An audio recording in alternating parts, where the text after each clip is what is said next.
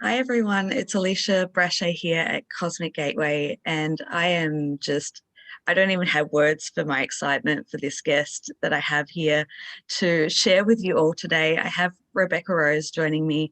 She's a multi-dimensional experiencer, contactee, abductee, a seer, a channel, and has had the most incredible, profound life experiences, and really has a really beautiful way to articulate I guess what we're going to be talking about is the light and dark of disclosure, and all the different facets. So Rebecca has, what we'll get into, I'll let you to share, but she has a lot of off-world experiences with all different types of beings, and has, uncovered a lot of those memories to use her gifts and abilities to help share, and not only that, but to assist other people in their healing. So Rebecca, welcome, and thank you so much for being here. Yeah, thank you. Thank you. I'm happy to be here with you.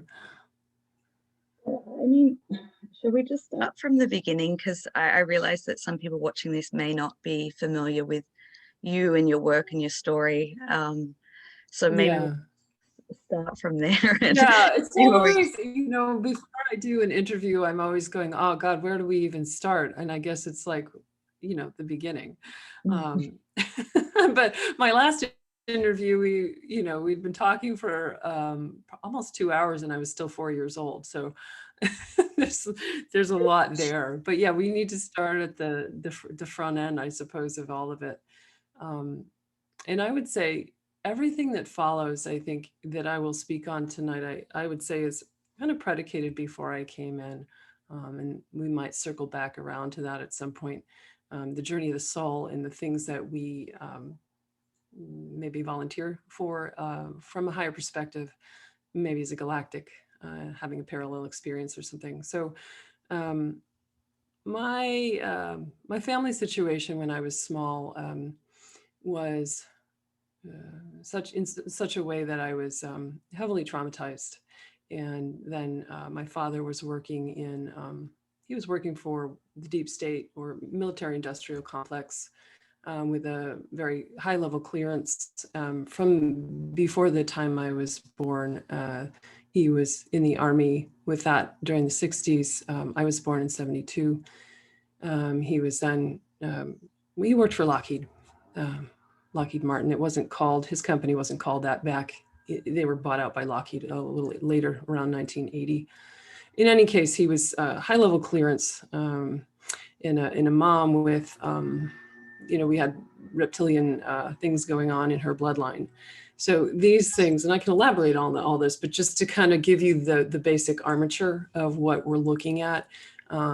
If you have had maybe you've got people in your audience with parents, that maybe a father who was working in black ops programming, you've probably had some experience that those kids seem to get hard hit. And basically what I would say, and I don't know if I've said this really that publicly before, but my father sold me into the programs so that later I ended up in the secret space program. I was mind fractured at Montauk on the Montauk project, and I worked in the Dulce lab. I worked on the moon. I was taken to Mars and eventually cloned and sent into other areas of the solar system. So that's really the drive by the whole thing, the sound bite. So I want to share that kids who end up being vetted for the programs, as I call them, capital P, they're looking for children who come from very they can dissociate and very traumatized backgrounds. And that was definitely my case with my mother, who was violent. My dissociative tendencies, I think, were given to me by both my mom and dad, who came from heavily traumatized backgrounds themselves. My mother had ritual abuse in her family line, and there was ritual abuse with her brother and her father, who was a reverend, a black magician. This all creates a profile of a child that would be desirable for these things. They're looking for kids with psi abilities, looking for kids who are already kind of split and fragmented, not in their bodies, kids from particular German bloodlines, Draco DNA, and light, starseed, very much a starseed with, light family type of uh, galactic heritage. So, and then with both my godfather and my father working within deep black in their jobs, there's a profile I wanted to just kind of outline for you. I So, really appreciate that in explaining that, because that's something that's quite common that I see in people that, yeah. clients or people that come to me. It's the military backgrounds, um, and the trauma that's already kind of prepped for the perfect candidate, if you will. I can't think of a better word, but It is. You said it very well. And I had to be like totally on record. I want to say that I'm still getting memories back. I mean, this process only started for me a couple of years ago of really getting what happened to me. I didn't even know that my father, when I was a kid, I didn't know what my father did. Had no idea he was working with a, high level clearance, traveling with projects for NASA, the CIA, the Navy. We didn't know what he did, and we were not allowed to ever talk about it. But I didn't know until, he passed away a year ago this March, just a year ago. And I had such a tidal wave of memories coming back in, even in the year before he died from cancer, when I was kind of shepherding him through, his cancer journey and into hospice. I was having a lot of retrieval there, but it was only in the last few months of his life that he shared a little bit more about his work. I had no idea. So just to give you like, I was so naive, I didn't really see what had gone on in my family. So just because you might have a listener saying, oh, I never thought of that. Like, I never thought of it either. I was so like, I guess my family's kind of fucked up. Yeah. But I didn't know all this was written into the story. And when I really let it come home, and this is recent that I've let this come home about my father actually signing a contract, making negotiations, signing me away and giving me to them. I mean, that's like, wow. That's he groomed me too. He groomed me he sexually groomed me. These are hard things to look at with a parent that I never loved my mother. She was scary and dangerous while I was still in her belly. But my father was like the parent I thought I really loved. I did love him. So this coming into this has just been like, so I don't even know what. It's so painful. I'm still not done like unbuttoning my heart around what it contains there. It's like just, you can, I mean, I don't even know the words. It's like just getting ice water thrown in my face repeatedly in some kind of torture scenario. Yeah. And I think a bit of humiliation or something attached to it, which is, of course, we know the sort of the dialogue with the child self who's thinking these things. But I'm on a big healing journey. I have been for my whole life, probably, but only now I understand why, like what happened to me.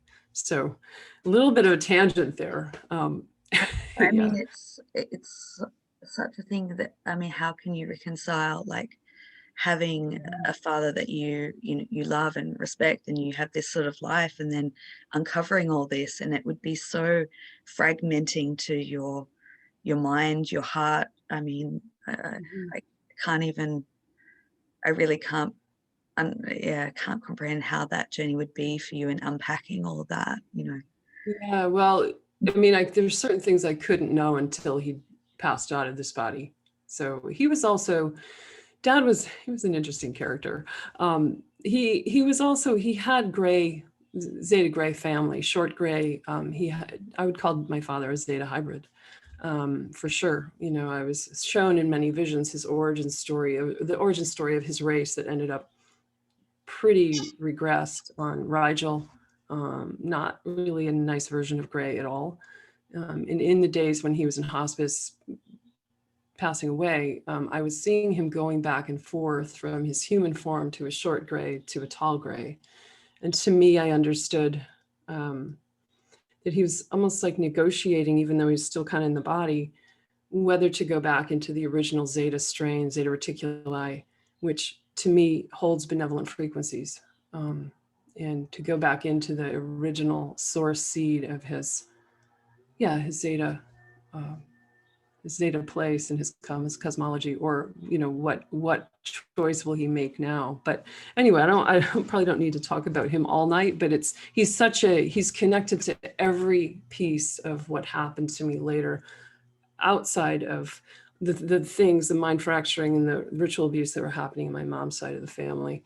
But he's a link up to everything, and that I find just, again, really heartbreaking, but with a purpose. Dad and I go back into the Orion Wars for sure. Like, I didn't finish something, he didn't finish something. This is really prevalent too on our planet right now with this gateway we're moving through, with everything in upheaval on our planet.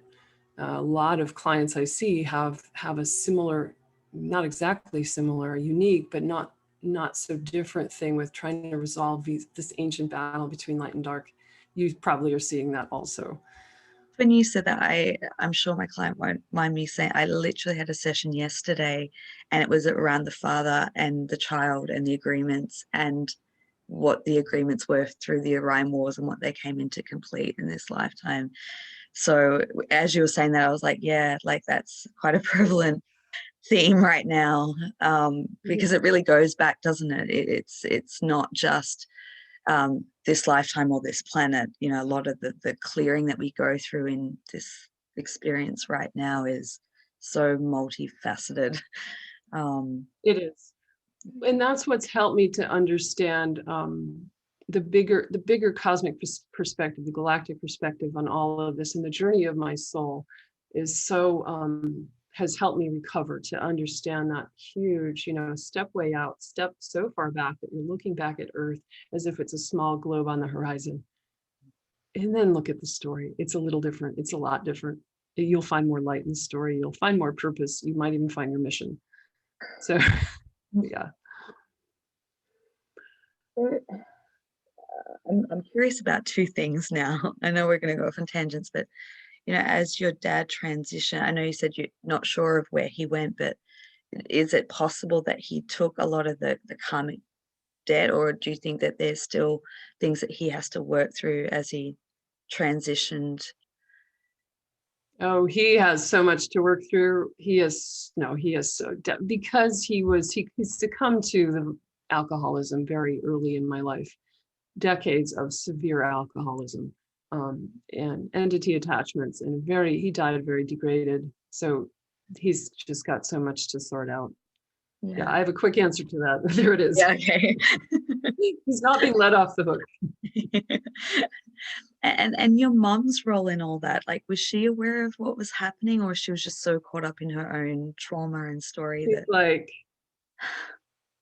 she's like, oh my God, okay, let me try and be just quick about my mom, or, concise here, coherent. My mother had no idea, as far as I know, she didn't ask questions. In her mind, she creates her own reality in the way of it's all rosy and everything's fine, kind of like a 50s sitcom. Everything's good here. Mm-hmm. And I find that that's actually a bit of a template for ritual abuse in families at times. Sometimes there's such a mom's in the kitchen, she's baking a cake, everything's fine, but then she's racing down the hallway, and as her I called her Jekyll and Hyde as a younger person. This demonic influence was coming through her, and she would forget who she was. She didn't remember the violent episodes when she was hitting me and abusing me. She has no apparent recollection of that. She would go back to what she was doing as if nothing had happened. But this was the work of generations of darkness in the family, where entities are working with the host, in this case being my mom, could also have been her father, her brother.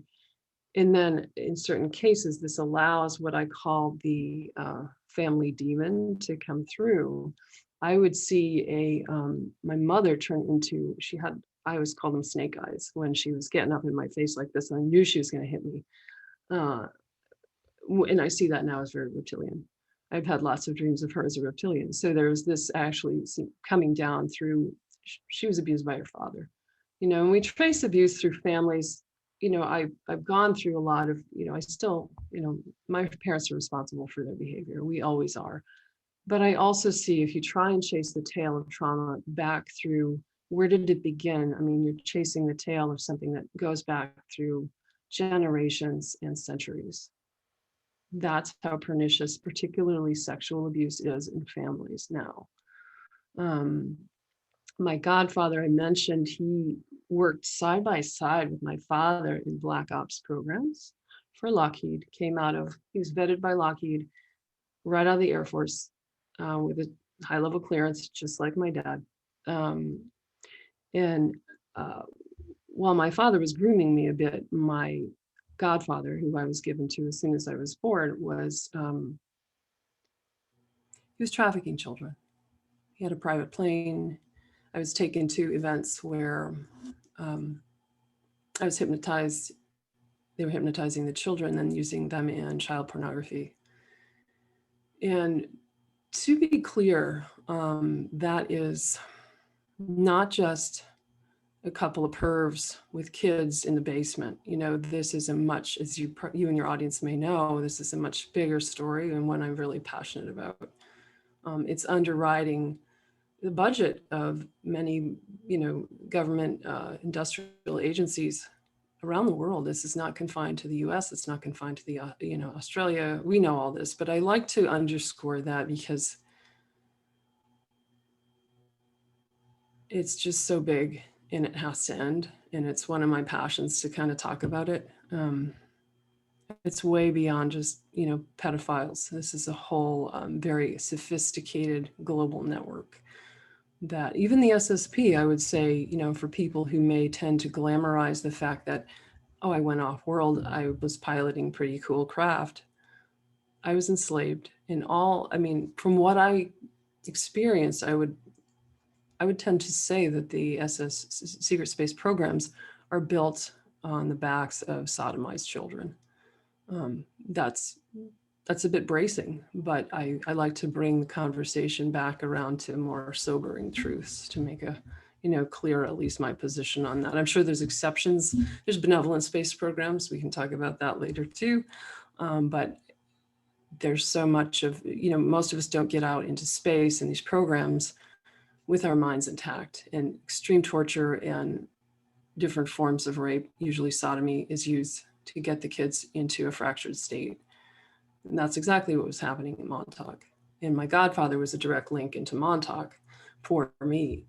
So, that's where the story gets really, really pretty dark. I'm so glad that you've brought that in, because we've spoken off camera and we kind of have the same views and passions about and that's why I brought you on here, because to be able to talk about these things and to expose these things starts to bring healing and understanding and acceptance. And the Save the Children and the human trafficking has always been on my radar. And I think for people to understand that this is such a large operation that goes off world, it's not about what's happening on Earth, but it's throughout the entire cosmos. And for you to come here and talk about your experiences and the depth of knowledge, I just honor and thank you for that. And well, thank you. It takes not everybody wants to go into this place. And, if you would have asked me even probably, a couple of years ago, even a year ago, maybe, that I'd be sitting up here talking about this openly. No way. I'm never talking about any of this, like talking openly about my family and, the whole, the trafficking and the depths and depravity of that and how it's twisted the human soul. Like, I never would have thought that, but now it's like we have to, as you said, we're absolutely on the same page. If we don't talk about it, it never heals. And we're in a place where all the shadow needs to clear, the collective shadow. And I also feel that is if one person on Earth has experienced this, because we're so actually very united in our collective, the whole collective has experienced it. So in a way, this isn't just my story, it belongs to all of us. Yeah, and I truly feel that on a deep level, because even though at least at this point, I haven't recovered any memories. I mean, I have my own unique journey, but it's something that I feel so deeply in my heart and soul. And it's always been a passion of mine to help bring some sort of light and liberation to these topics. There's a reason for that, and maybe it's a shared experience through connections I have, you know, and obviously the people that I'm connected with, and the people that I see as my clients. But I have always felt that bringing this to light is the tipping point for the entire collective to really heal and unify. So to be sitting here talking to you today feels monumental in some capacity. So I'm glad we can meet here with a nice, I mean, a healthy amount of gentleness and groundedness to talk about it. So yeah, and I'm grateful to myself that I can be this present on such difficult. I've healed a lot. I think that's what that means, is that I'm not like absolutely falling apart on camera as we go into Montauk. yeah, We could get there. We could go there. I mean, Montauk was spoken before about it in terms of a kind of Holocaust there. Not meaning any disrespect to anyone who survived the World War II Holocaust, but it's a place where, I mean, so many of the kids were terminated. They were disposable, and we were experimented on, like kept in cages and experimented on over and over and over.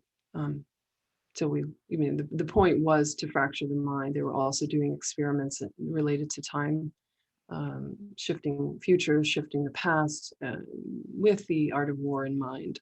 But I was definitely, yeah, I mean, you can tell it's hard for me to find words for it. It's unbelievable that people survived it, but I think they kept some of those who, they wanted to send to other places. They wanted to keep us alive and not kill us. That would have been not good for some of us. Yeah, so I was taken there. I was born in 72, and this was about 77, 78. Like, feels like a long time ago. It was. Yeah. do you I have was working. Oh, go ahead. Yeah. oh no, I was just gonna say, do you have any concept of how long you were in Montauk? Was that I feel like it could not, I don't think it was like a couple of years. I mean, unless they regened me from death, I mean, you'd be killed. And I don't know if you could make it that long. I think it was only months, but enough to do, I mean, significant and extensive damage and not very much time at all there. And those are some of my clearest memories, believe it or not. And I feel that is because, at least for me, some of the heaviest trauma is, you'll remember that car accident you were in like forever, right? Like, people sometimes say, what were you wearing on Mars? And I'm like, what were you eating? And I'm going, I don't remember what I was eating when I was in 5th grade. I don't know what I was wearing in elementary school. I don't know, but I remember trauma. I remember trauma because that's where my mind was splitting and I was dissociating and being fragmented. So to accomplish that, I mean, I remember a lot of electrodes on my head, being, as I said, kept in cages, kept in isolation and darkness. A lot of cage stuff was being in stacked cages with other kids. And it was they were doing all kinds of experiments. But often I would be taken into a solitary type of,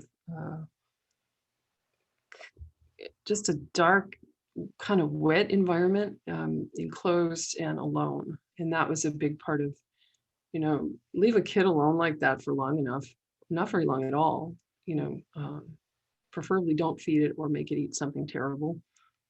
Keep it in its own species. Don't ever talk to it unless you're coming in to take it out for abuse. Then you have a perfect, I mean, that's not hard to accomplish. he will fracture the child's mind without much more needed. But there was also times, I mean, there was much more going on there. I remember being in more of the cleaner area with the other kids in the cages, and at times, I mean, it's just horrible. It was like a lottery, and we all had a number, and they would pick a number, and that kid, you didn't know if they did pick you, if you were going to get ice cream or be executed. So that would happen every now and then. So we'd see a child executed right in front of us. So this is, we're going into deep stuff here, but again, I mean, it needs to be spoken. I can feel it choking up in my voice. Mm-hmm.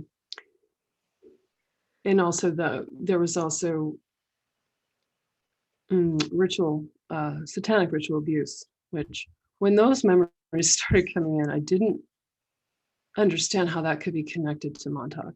Like it took me a while to figure out that it's just used as a kind of technology, high level technology to, again, very much fracture. I mean, you are in a ritual where, again, there's another child being sacrificed on an altar out, and they would take us. This was like when we could get out, was when it was nighttime and there was a ritual that night. And I remember going up from the lower levels up into a more bright lit, regular looking area, going left out into the forest. And it was all out there. We'd be drugged and sodomized before we went out. And very well-known mind control programmer from the US military, head of the Temple of Set, pointy eyebrows. I don't like to say his name, so I'm just going to leave that out. But look up the founder of the Temple of Set back in, I think he founded that in 1972. He was an out and out Satanist, high-ranking colonel in the U.S. military. Many, many years of this. He has tortured probably thousands of people. In any case, he was actually there, and this blew me away. That was like one face that I could remember. He and his associates were there for the rituals at some point. So I want to make that clear that there is, it's not random that is showing up within a mind control circumstance. It's not coincidence. So there is a technology that it's a high level dark technology with the satanic ritual. It's been perfected over a couple thousand years. This goes way back, way back. Yeah. So I'd like to include, I want people to know I want this stuff to clear, and that's why, like, why go in depth on this? I actually think people want to know. They want to know what happened. There was also satanic programming going on with a visual kind of these. I remember being like strapped into a really, this is sort of a small sterile room alone, tile, and my handlers strapped into a sort of like almost like a dentist chair where you're kind of reclining and having these goggles that had visual programming different in one eye. One eye had my right eye was like slaughter and murder, and it played really quickly, fast, over and over and over again. And then on the left eye, there was satanic symbols and numerological sequences, and also a strobe, like a blue strobe. And of course, you can't take them off. And it's very much, again, fragmenting your mind into. That's the only option to stay alive. Of course, the person is going to dissociate in a heavy way and be fractured into different pieces that can then be programmed. So that's what this is really all about. I know your audience is well aware of MK Ultra, demonic mind control, and the origins of that. So we're looking at just a snapshot of that here. Thank you for going into that and sharing in depths of your experience and your understanding. And I think that that's really helpful to paint the picture of the next part of the journey, so that people can understand where and how it began, and also know that it is it's not something that's new. You know, this has been around on this planet for a very long time. I'm sure in different ways, but the perfection and refining of that. Yeah. Yeah. Yes, it does. It does. And that took me some time to also integrate, like, wow, this has really been in various forms, been going on. You can trace it back into Egypt and beyond. Yeah, and ritual sacrifice is very old, very old. So particularly children, you know, have a very high level kind of energy that can be siphoned off. Like for a long time, I had a gateway from the bottom left side of my coccyx to the one down there and one at the top left of like C1, you know, the top of your spine on the left side there. And through it, it was almost like, wasn't almost like, it was a gateway that could open up for them to feed, and particularly see how that siphons off all the Kundalini energy. It's co-opting all the energy of the spine, which is basically the whole life force. This is also why they use sodomy. You know, they use, obviously I have more parts than that were also used, but they like sodomy because it stimulates certain things that relate to Kundalini at the base of the spine, and it gives them a different kind of energy that they can use. I've never heard it put in that way, but that makes so much sense to me now, because I understand that satanic ritual is about harvesting the pure energy of a child, and that's why children are used. But the assault, the into the base or the root chakra, and then that it makes sense. Yeah. Yeah. So thanks for journeying with us, everyone, on that little, you know, it can be hard to hear this stuff. You know, I remember when I could not listen to any of this, but now I understand that was partly because it was triggering my own journey, which I was very frightened of learning about at that time. So it can be a lot to hold. It's, you know, I get it if this is just like, wow, I don't want to hear about this, man. I get it. So, yeah. My sense is that we're at a point within the collective that it needs to be heard, and people are ready. I think last year was a big opening for that, and I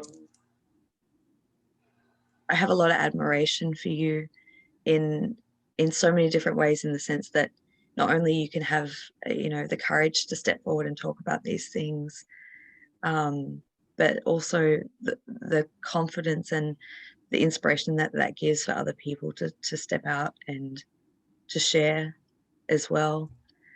But the fact that at least how I perceive you, correct me if I'm wrong here, but the healing and the integration work is what's most inspiring to me, is that, you know, go through what you've gone through, but then to be able to bring it into the light and to see the bigger picture in it all, and to transcend and heal a lot of that is probably, you know, for me, the highest level of inspiration.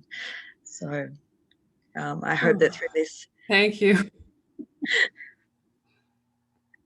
Thank you. Yeah, that means a lot to me, because I feel like I spend a lot of time it can be a very lonely journey, very lonely, as you can imagine. I mean, you can't, so much of my life has been hidden for so long. I know that it helps me to continue speaking about it. Although when I get an interview opportunity, I always am checking in to say, what is my motivation? You know, am I helping people? Am I helping myself? And the answer is always yes. So, yeah. Where should we go now? I mean, I know, I was just thinking, where do we go from here? I guess, what is the linear projection of this? Where does it go? Well, I would say just briefly touching on my father, and the Greys were involved with me pretty early, from the time I was about 3. The Greys were coming in. I don't know if they were a family member, but they were somehow connected to him. And he kind of made a dark deal with them so that they could, they don't feed in the same way. They were as other, you know, like a dark entity feeds on energy. The Greys aren't like that. It's not similar so much, but at least with this group that I was dealing with. They were kind of monitoring me and making assessments. Sometimes they were doing some harvesting of genetic material and other things. And eventually I was sent to work on the moon. That was my first kind of off-world gig. And that happened in such a way that I was going out at night and being, like almost like a day job. It was my night job. I was going up to the moon and being, would travel there and back in night. This happened over and over and over. And I understand now that all my night terrors I would have ever since I was little, ever since I have memory, I had a lot of multiple times a week of waking up, trying to scream for help and being paralyzed and mute and having other things going on. Sometimes I would wake up with my head at the opposite end of the bed or my clothing on funny, like I had nosebleeds all throughout being like 4 years old, 5 years old. And now looking back, I'm like, oh my God, that's all about abduction. Why couldn't I see that? I didn't want to see it. But going back to the moon, gosh, I was taken to a underground, during those night events, I was taken quickly into an underground, I could just call it the bus stop, and taken then into it was like, I would call it kind of, I guess my language might be like a warp drive technology, a craft that would take me quickly to the moon and back, pretty short trip. And with that kind of like superluminal travel, faster than the speed of light, which I believe is what a warp drive accomplishes as a propulsion system, like you wouldn't be able to even see it. I think it always felt like it was cloaked from visibility. I don't know all the tech behind that, but that was my impression. So this was physically going there versus an astral event. And I was working what I believe now is probably Darkfleet headquarters. It was Germans, Greys, and Draco were at that facility. And it was another lab, it was a lab situation with people, a lot of experiments, a lot of cloning, a lot of hybridization, genetics experiments. And at first I was given pretty light duty type things to do. It was all about, they wanted me as a telepath and a mind-to-mind interface. Throughout my whole years of service going out into Mars and beyond, it was, in some ways it boils down to that, the psychic capacity, which they then amplify and they dope up to get what they need. So I was kind of broken in slowly, I think, and given, like I said, kind of lighter jobs to relay information with my mind from the beings they had in captivity that they were working on to create their, sort of end product. This was also connected, and I'll share this. For a long time, as I retrieved my memories, I didn't understand the visions I had, the memories I had of the moon, why it seemed like such a hell realm. And the way I'd heard it different places on the moon described was so almost clinical and almost sterile. What I saw was like, it was hell. And I will explain what I learned in the interim. Is that there's a jump gate that takes you right into Dulce. At least at that time, this was in the 70s. Dulce, probably the biggest dumb in the US at that time. And that was like, I was working in what I call the dungeon there. You'd walk through the the gate on the moon, and it's like walking into the next room of your house, your bathroom. You go in, go pee, come out. You didn't know you just went, off world. That's why it's so seamless, but yet that's what's happening. So that's why I'm so confused about, like, why is all this fucked up stuff going on topside on the moon? Topside is actually where the more clinical stuff goes on. The deep, dark experiments are actually taking place in Dulce, and that is not a place where any human should ever have gone, especially not a child. It's beyond, again, when I started speaking on Montauk, it's like beyond what my mind could really fathom. and that they were taking a small child there is just even more unbelievable. And I'm sure I'm not of course I'm not the only one. But again, it was, I mean, God, Dulce was run by Greys. I never saw humans there, not in my memory, at least in these lower levels where I was working. There might have been more of a, topside facility that was more,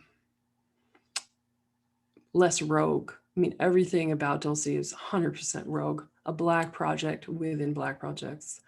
And also built on what I was given in visions was that it's built on a very old portal that the ancient ones, the indigenous, were using for benevolent interactions, but it was co-opted at some point by the dark forces, who were then able to create this whole establishment there.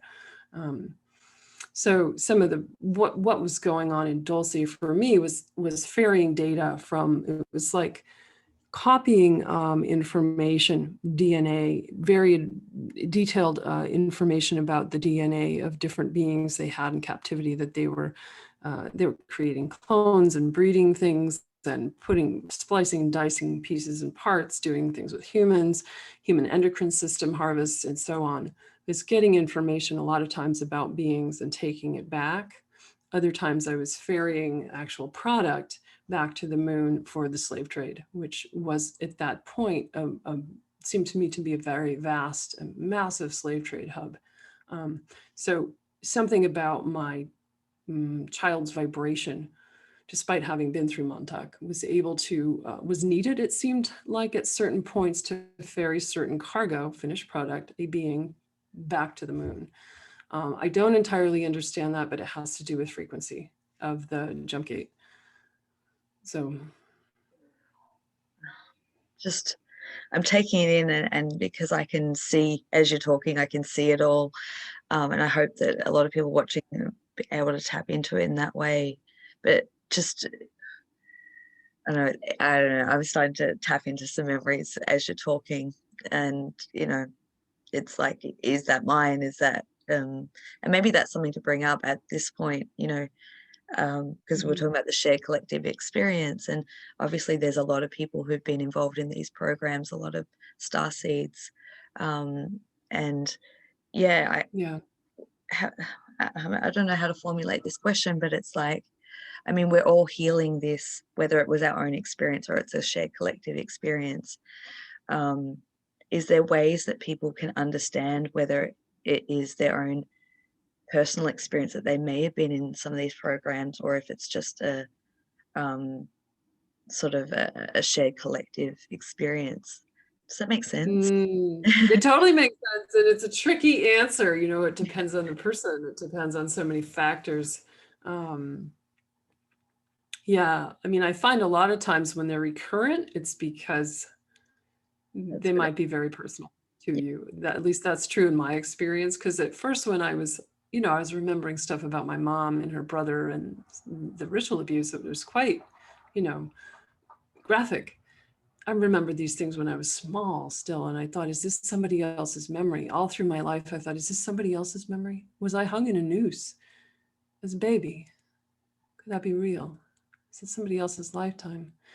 And it took me years to go, no, honey, that's not, a 3-year-old doesn't make that up and think that and have that in their head day after day for no reason. But that's a good question, because we can tap into, especially very empathic people can tap into, where is this, like a past life. Sometimes we could tap into some of the big past lives, like ISIS, or those almost like belong to collective memory, or clients that have a relationship with the burning times and all the shadow we're clearing from there. Was I actually that person, or am I just clearing it for the collective? I mean, it's a beautiful question, Alicia. So I don't know if I have a pat answer for it. Could go either way. Yeah, no, I think you did that really well, because I think it's if it's recurring and it's personalized to you, I think it's something that you just know. And obviously there's that level of knowing and not wanting to know, and knowing and accepting. And then of course, if people are empathic, then obviously by just listening and hearing a story and feeling into that, then they're probably connecting to that individual or, or the collective experience. So I Yeah, guess it's important either way to pay attention to that, because maybe it is something that, regardless of whether or not it belongs to you, it needs to be seen and it needs to be cleared, much like what we're doing today. Yeah, yeah. thank you. So I guess, yeah.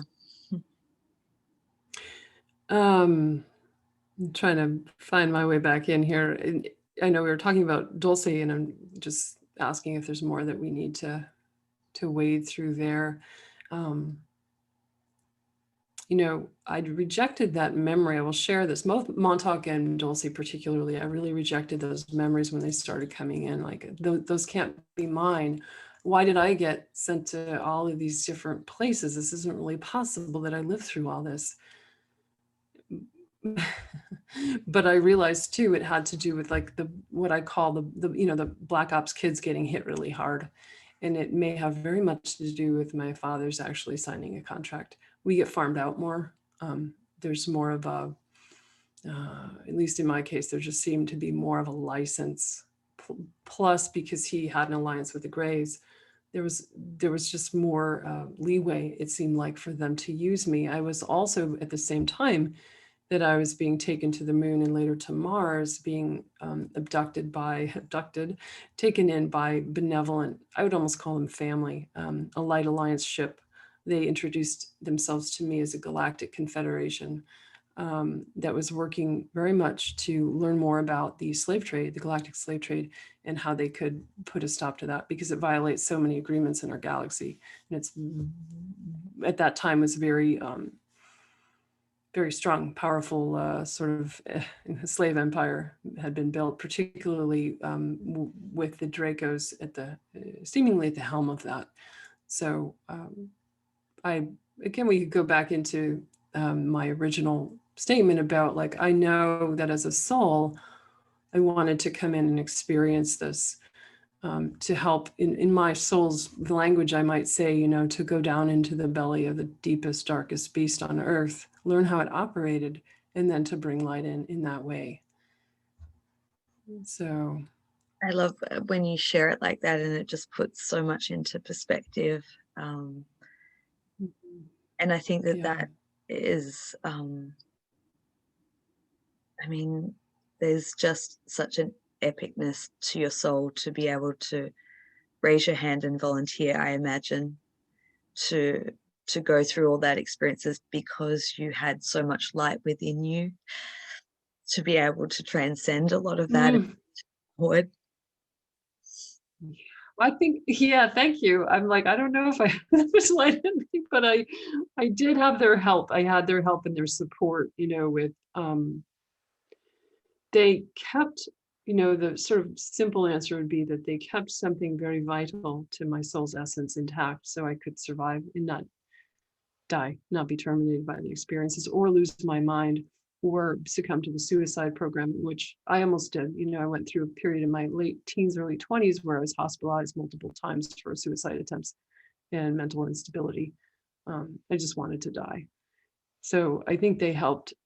They did in the end preserve something vital in me. And I had, as a sort of this joint, like going up into the Light Alliance ship at the same time I was going off and doing, being taken into dark experiences, which is, I had to really wrap my mind around how that, our 3D mind runs into its limitations around space and time, and how things are possible, because we're not quite on the quantum page all the time, of course.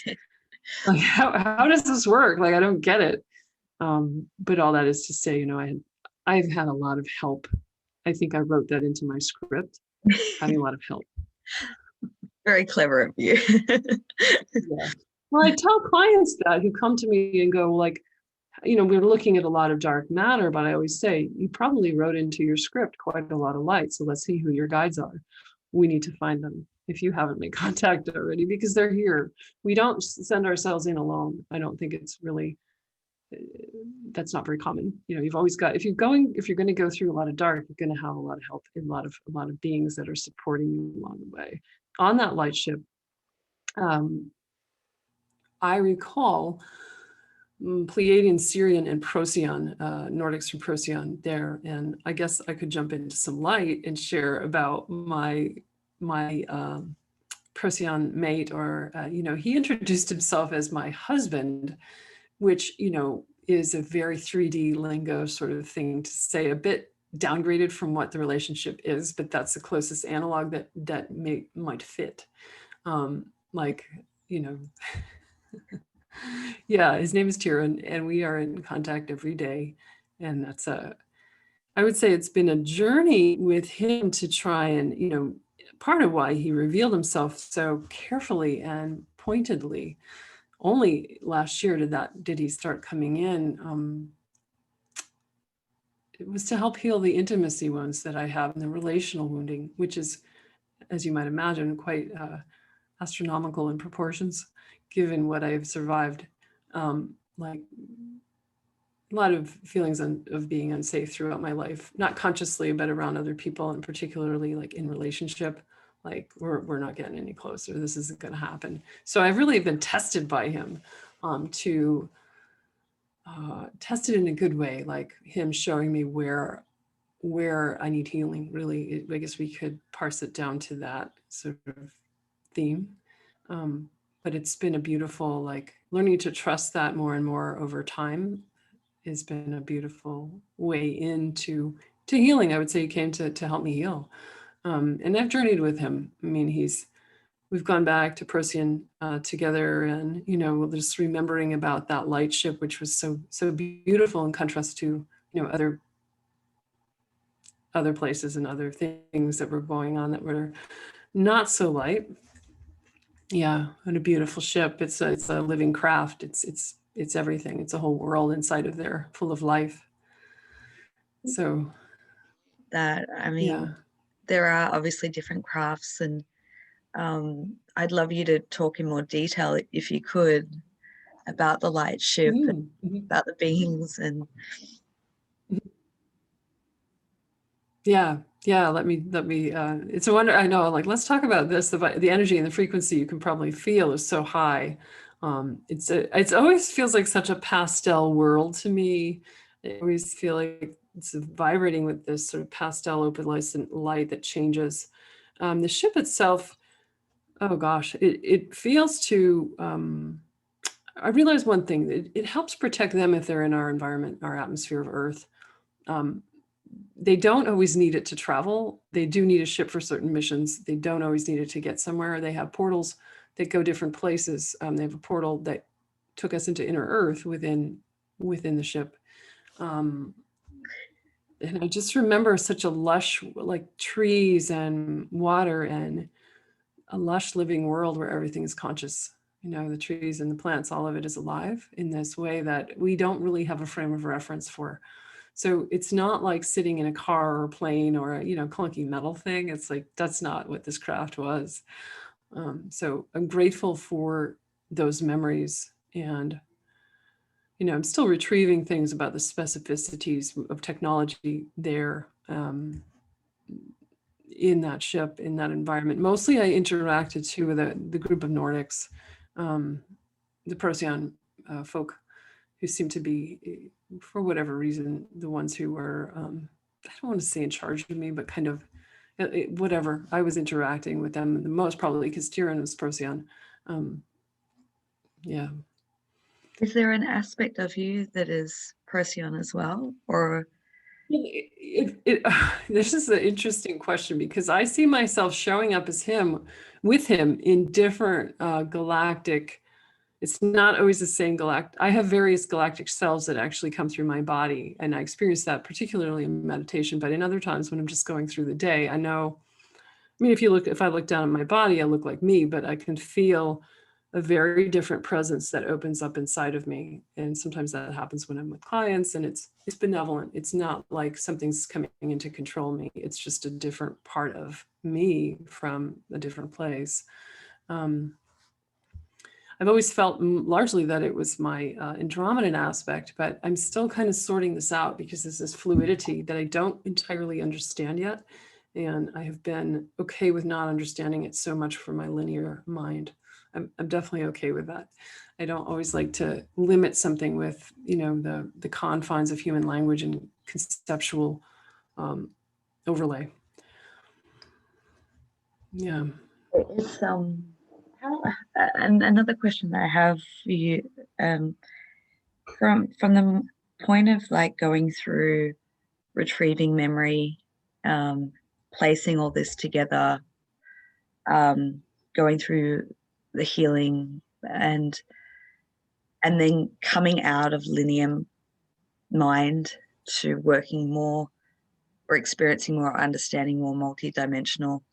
How was that process for you, and sort of what time frame did it take for Yeah. you to become comfortable with that? Because I know that that's a bit of a journey in itself.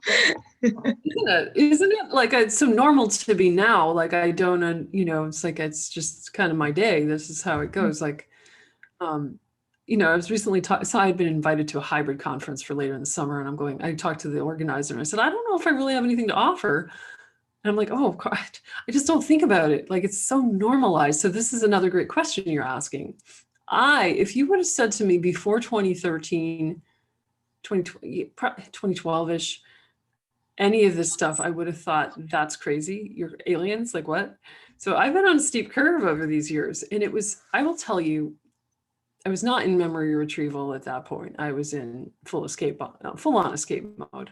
My life went down into the sewer in about 2012, 2013. And I found meditation and I found a spiritual journey, which changed everything. The ability to become still in meditation on the cushion, to be with my own mind, my own experience, to get embodied, to be in touch with the Soma and its ancient wisdom, to get in touch with my heart. And my true experience is what changed my entire 180, saved my life, saved my life, but also was where all the psychic stuff started turning on again. All of and then eventually my memories started revealing themselves in deep practice, because we're getting into a deeper brainwave state. We go through most of our life in, more of a beta brainwave, quick executive mind sort of tempo. We drop down into alpha and even deeper brainwave states. We're getting in touch with the subconscious. We're getting in touch with, as you and many of your viewers probably know, a very different and liminal space, subtle and subliminal. So everything else is revealed. All of the world beyond form is revealed to me in meditation. And just the ability now to take my meditation off the cushion and into ordinary life and listen. A lot of times I drop into channel by listening to sound with my left ear. Just listen to the ordinary sounds around you in your room. Tune into the sound. I think Tibetan yogis have attained what might be called as enlightenment or realization through such a process. Listen to sound and you start to hear what is beyond the audible.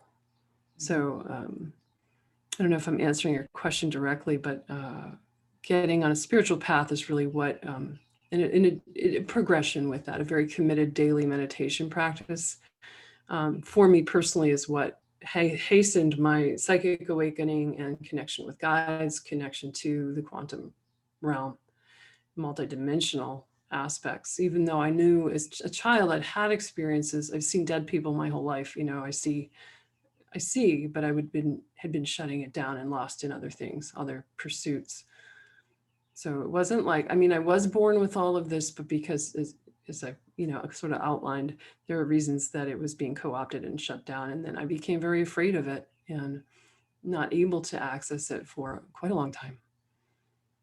I'm so glad you shared that in that way, because that's such a common thing that I see, is that I'm a big believer that we all have these abilities, not any individual, like everyone. The human potential is massive, but it takes a willingness to want to connect. And I think when you start that process, it is a process of unraveling a lot of trauma, to refine those abilities. And I think that that's what puts people off, because if they have had experiences where it has been shut down, or they have been demonized. That was the word that wanted to come for whatever abilities that they had. There's all that to work through to then come back. And of course, I mean, you know, religion and social conditioning has a lot to say about that, because, and you know, and mental health, you know, like I worked in mental health for years, and Yeah. like the stigma around. Massive stigma. You're so right. That's a great point. You remind me how far I've come, because I'm like, oh yeah, I remember when putting up my website as a seer and channel and an intuitive was like a big effing deal for me. Like I was so scared. Like, what will people think of me? Like, and now I'm like walking in the shallow end, man. Now I've, you know, been challenged to put up my, you know, video content and stuff related to this on. And it's like, oh, that's just, you know, there is a progression. We have so much, you said it so well, conditioning and programming and trauma of the collective around this particular issue, that if you're having, you know, as many of us do, trouble opening up the intuition and such, there's reasons for that. You've had, I'm sure, to make a bit of a journey yourself with it. Yeah. Yeah, you know, I often think, to me, like you, it's so normal. Like, you know, day to day, like I'll be in a session, but I'll be on a ship, and I'll be, you know, in someone's house, and you know, like that's just kind of a normal way of life for me these days. I forget what it's like before this time, but it's not that I take it for granted, but yeah, it was like, how did I get here? Well, you know, I started psychic development and meditation when I was a teenager, and you know, just every day wanting to you know, I forget, like I remember, because I used to work in corporate, you know, I had a very corporate job, you know, and I would be sitting on the train for 2 hours commute, you know, 1 hour there, 1 hour back, and I would be doing a full chakra meditation, you know, on the way there, on the way back. Like that was every day, like my practice and dedication. So yeah, I had those abilities, but I worked really hard to